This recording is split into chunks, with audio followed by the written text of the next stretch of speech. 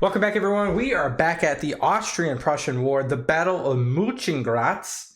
This is part 4 of the Austro-Prussian series, so let's not waste any more time. Let's just jump right into it and see if the Prussians or the Austrians continue their domination factor.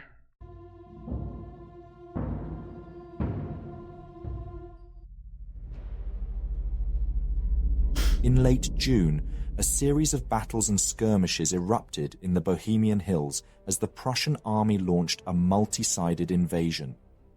The initial clashes took place at Podol, Wysocku, and Trautenau on June 27th. The Austrians suffered significant defeats in the first two battles. However, at Trautenau, the Austrian commander, Ludwig von Gablenz, utilized his numerical advantage and the bravery of his Austrian troops to push back Bonin's First Corps of the Prussian Second Army. He paid a dear price, suffering nearly 4 times as many casualties as the Prussians did. However, due to limited and slow communication channels, it became evident that both sides had to operate independently as the invasion progressed.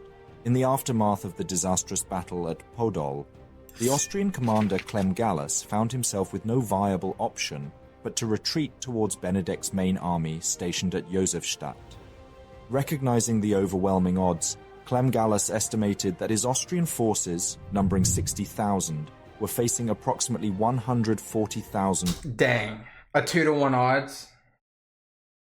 There's no way. There's no way the Austrians even come close in this one. Prussian troops. He was taken aback and frustrated when Benedek ordered him to hold the Isar River at all costs, despite facing an adversary more than double his strength. No way. To the west, the Prussian Elbe army under Helmuth von Bittenfeld, which had pushed the Saxon army into Bohemia days earlier, advanced through the mountain passes, and to his north, the Prussian First Army under Prince Friedrich Karl had already given his Austrians a run for their money at Podol.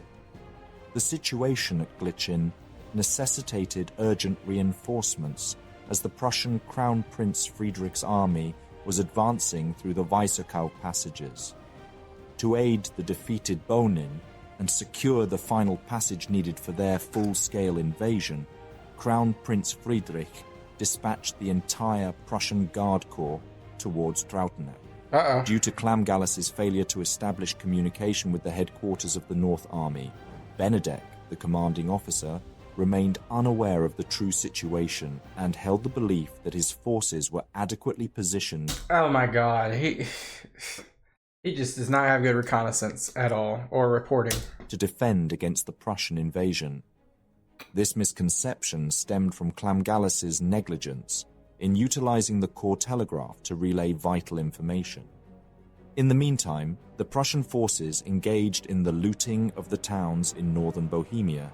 Bohemia's riches proved enticing to Prince Friedrich Karl, to the extent that he contemplated delaying the crucial march assigned to him by Moltke, originally tasked with heading eastward to Glitschin in order to disengage the Second Army at Skarletz and Trautenau.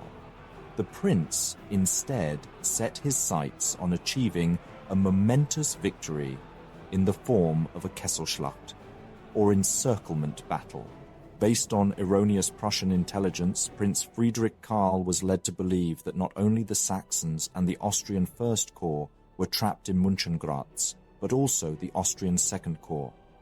The prospect of such a significant conquest within close reach fueled his determination.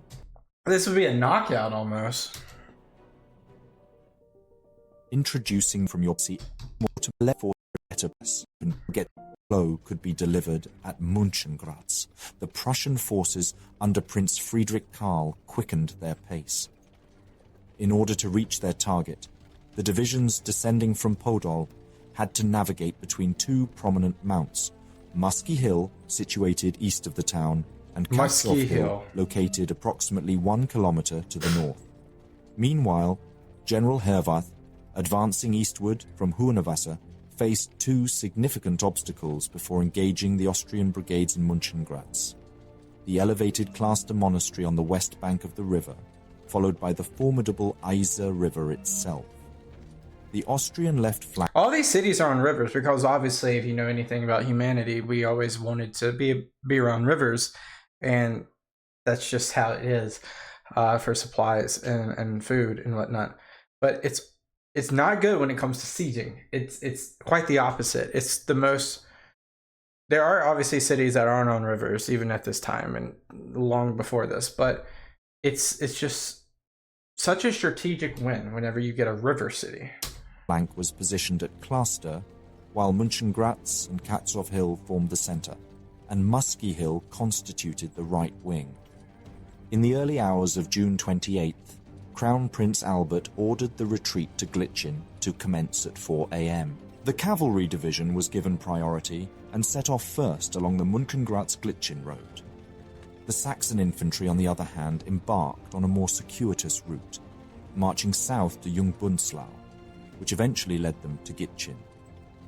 It is likely that Albert aimed to keep the direct road relatively clear, facilitating the escape of the Austrian wagon train and artillery.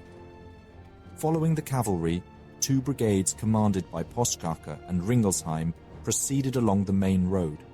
In the retreat, General Clam-Gallas himself opted to join his 2 brigades, effectively leaving his rearguard to manage on their own. So there's no one to guard Münchengrätz. While occupied with the retreat, General Clam entrusted Count Leiningen's brigade, accompanied by the 32nd Field Jaeger Battalion, with the defence of Münchengrätz. Count Leiningen positioned his Jaeger Battalion within the town and stationed his 2 line regiments, the 33rd July and the 38th Hugwitz, across the river in Cluster. On the sandstone slopes of Musky Hill, Ludwig Perret's brigade, comprising the 9th Field Jaeger Battalion, the 18th Infantry Regiment Constantine, and the 45th Infantry Regiment Sigismund, took up their defensive positions. Beneath them, Clam's Ebel Brigade formed battalion columns and faced the road originating from Podol. The reserve forces included the 22nd Field Jaeger Battalion, the 35th Infantry Regiment Kevin Huller, and the 72nd Infantry Regiment Ramming. Around 8:30 a.m., the advance guard of the Army of the Elbe 16th Division made its appearance on the field. This division had marched relentlessly for 8 hours from Hun. And the stamina, man, the stamina to be in 19th century Austria, it's insane. Wasser to Cluster. It consisted of 7 battalions from the 31st Brigade, under the command of Major General von Schuler, along with the 8th Jaeger Battalion, the 29th Regiment, and the 69th Regiment. The Prussian troops were in a state of frustration, as their arduous march from Hunewasser had taken a toll on them. As was often the case, Herwarth's supply trains had lagged behind the men, and at every wayside inn, the Prussian march battalions had discovered depleted provisions and tainted water sources. Dang. Upon reaching a location 4 kilometers west of the Isar River, the advancing Prussian forces came under fire from Austrian artillery positioned on the hill at Cluster.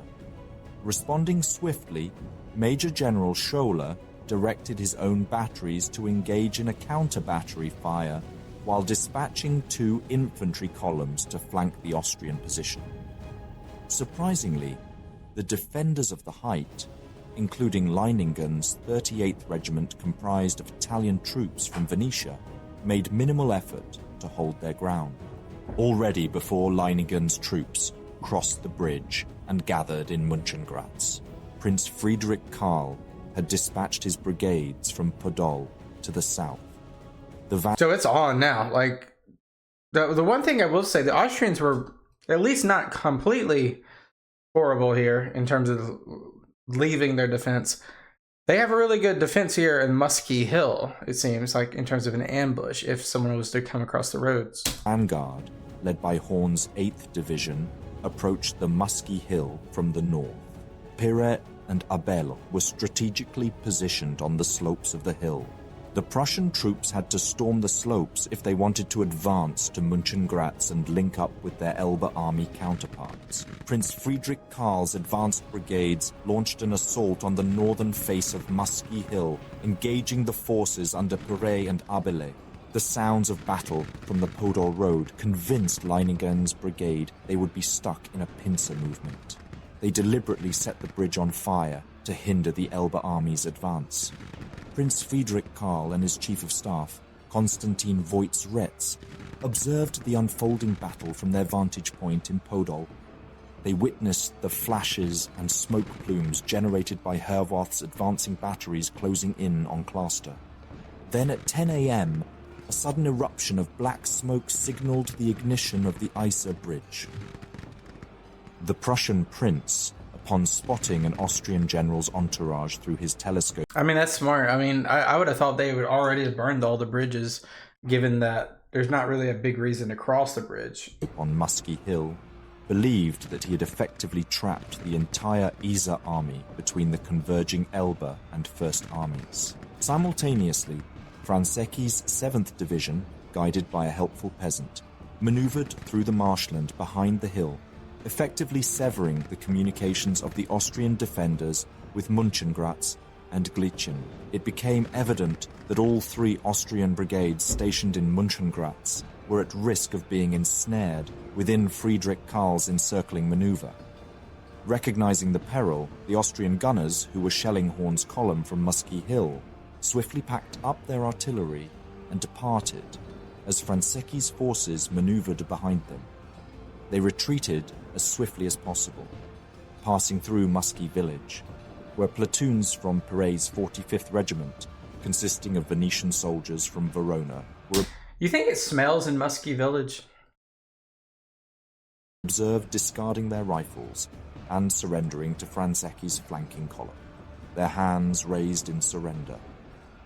In Münchengrätz, General Leiningen had commenced a retreat toward the east, heading for Sobotka, effectively abandoning the deserted town to Herwarth and the Prussian Elbe army.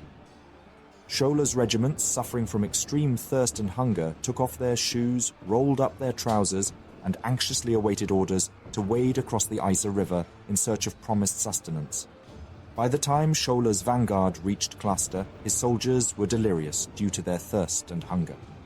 Failing to find any nourishment on the western bank of the Isar, they waded across to Münchengrätz, forcefully entered the Wallenstein Palace, and descended into the Ducal Brewery, an underground labyrinth stocked with a cool beer. Oh, I bet that was the best celebration ever right there.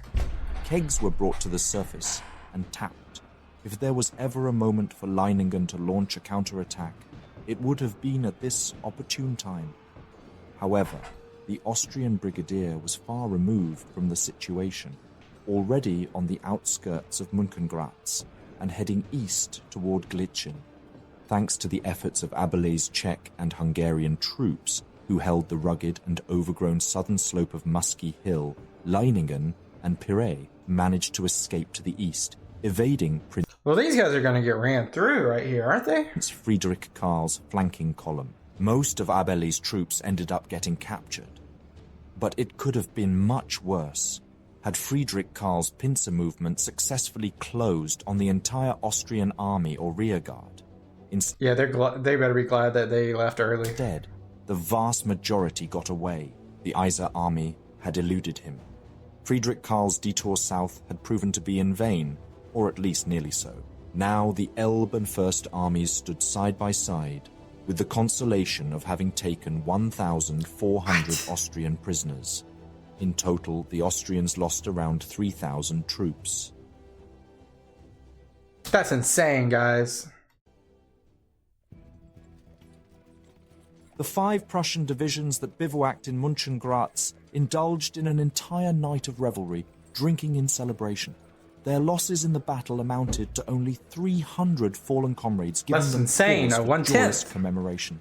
Despite the formidable nature of Cluster and Musky Hill as defensive positions, the Prussian forces managed to capture them with the support of only 14 battalions, although Prince Friedrich Karl's left wing remained 50 kilometers away from Friedrich Wilhelm's right wing, with the Austrian North Army positioned between them. Still, that same day clashes occurred to the east at Burkersdorf and Skalitz. And without Prince Friedrich Karl's Prussian army close by, the Crown Prince was unable to act with as much initiative as he would like. Thank you very much for... That's it, guys. Another battle of the Austro-Prussian War down. I think 4 or 5 to go, at least recorded within the series. It's pretty much like the Austrians are on the defensive and they're just losing. You might say, okay, they didn't really lose or they haven't really lost anything, but they have lost a ton of people. They've lost a ton of people and they're giving ground up. They're going to get squeezed here. So unless they come up with something, it's not looking good for Austria. Appreciate you guys watching. Make sure you hit that like button and that subscribe button. I'll see you in the next one. Peace out. Bye-bye.